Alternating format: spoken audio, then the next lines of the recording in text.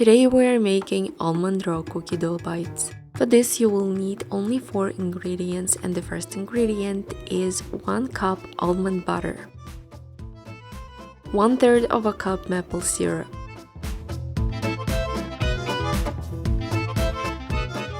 half a cup of almond flour, and 1/4 of a cup dark chocolate chip.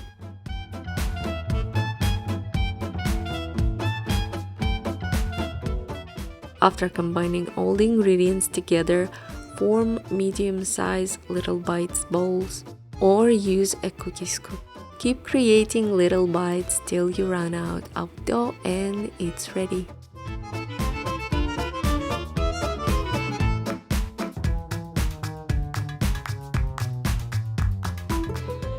Almonds contain lots of healthy fats, fiber, protein, magnesium, and vitamin E. Almond butter is high in monosaturated fats. Monosaturated fats help to lower bad cholesterol and rise good cholesterol. Many other nutrients in almond butter also help improve your heart health and lower your risk of heart diseases.